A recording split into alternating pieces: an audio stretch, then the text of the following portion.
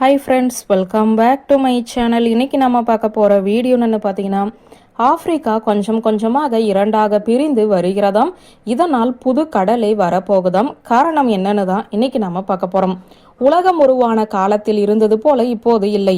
மனித நாகரிகம் வளர்ச்சி அடைந்ததற்கு ஏற்றாற் போல உலகமும் தன்னை தகவமைத்து கொண்டுள்ளது. இந்த மாற்றங்களில் சமீபத்திய மிகப்பெரிய மாற்றம் ஆப்பிரிக்காவில் நடைபெறுகிறது.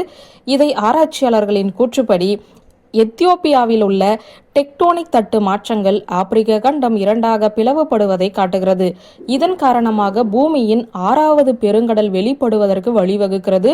ஆப்பிரிக்கா பிளவுபடுகிறது அல்லது 2 பகுதிகளாக பிரிகிறது மற்றும் ஒரு புதிய கடல் பிறக்கிறது என்று விஞ்ஞானிகள் தெரிவித்துள்ளார்கள். டெக்டோனிக் தட்டுகளுக்கு இடையேயான மாற்றம் கிழக்கு ஆப்பிரிக்கா பிளவுகளுக்கு பிறகு நடந்து வருகிறது.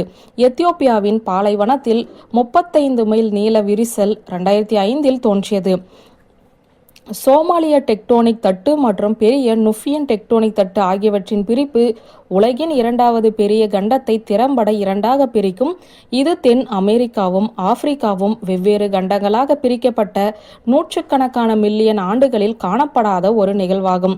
சயின்ஸ் டைரக்டரின் படி ரிஃப்ட் என்பது ஒற்றை டெக்டோனிக் தட்டு 2 அல்லது அதற்கு மேற்பட்ட டெக்டோனிக் தட்டுகளாக வேறுபட்ட தட்டு எல்லைகளாக பிரிக்கப்பட்டதாக பிரிக்கப்படுகிறது. இந்த பிளவு பள்ளத்தாக்கு என்று அழைக்கப்படும் ஒரு தாழ்வான பகுதி வெடிக்கிறது. அங்கு பூமியின் டெக்டோனிக் தட்டுகள் பிரிந்து செல்கிறது. இந்த பிளவு பள்ளத்தாக்குகள் நிலத்திலும் கடலின் அடிப்பகுதியிலும் ஏற்படலாம். இந்த நூற்றாண்டின் மிகப்பெரிய கண்டுபிடிப்பான இது 2004ஆம் ஆண்டு சோமாலியா டெக்டோனிக் தட்டு மற்றும் பெரிய நுஃபியன் டெக்டோனிக் தட்டு ஆகியவற்றை பிரிப்பது குறித்த ரிசர்ச்சில் அடிப்படையில் அமைந்தது. எர்த் மற்றும் பிளானட்டரி சயின்ஸ் லெட்டர்ஸில் வெளியிடப்பட்ட ஒரு ரிசர்ச்சின் படி இந்த தட்டுகள் வருடத்திற்கு சில மில்லிமீட்டர்கள் பிரிகின்றன கண்டறியப்பட்டுள்ளது. எத்தியோப்பியா, உகாண்டா போன்ற ஆப்பிரிக்காவில் தற்போது நிலத்தால் சூழப்பட்ட நாடுகள் கடற்கரையோரத்தை பெறும். இது புதிய வர்த்தகம் மற்றும் உற்பத்திக்கான சாத்தியங்களையுமே விரிவுபடுத்துகிறது. மேலும் இந்த பிளவு ஒரு புதிய கடலின் தோற்றத்திற்கும் வழிவகுக்கும் என சொல்லப்படுகிறது.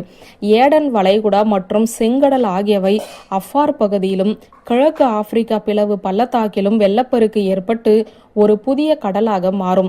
மேலும் கிழக்கு ஆப்பிரிக்காவின் அந்த பகுதி அதன் சொந்த சிறிய கண்டமாக மாறும் என்றுமே கடல் புவி இயற்பியலாளர்கள் மற்றும் கலிபோர்னியா பல்கலைக்கழகத்தில் பணிபுரிபவர்கள் சொல்லியுள்ளார்கள். இந்த ஆப்பிரிக்கா கண்டம் பிளவுபடுவதும் அதை தொடர்ந்து எழும் பெருங்கடலும் ஏராளமான சாத்தியக்கூறுகளை கொண்டிருந்தாலும் இன்னும் 5 முதல் 10 மில்லியன் ஆண்டுகளுக்கு கண்டம் முழுவதுமாக பிளவுபடாது என ஆராய்ச்சியாளர்கள் சொல்லியுள்ளார்கள். வியூவர்ஸ், இந்த வீடியோ உங்களுக்கு பிடித்திருந்த லைக், கமெண்ட், ஷேர் பண்ணுங்க. நன்றி.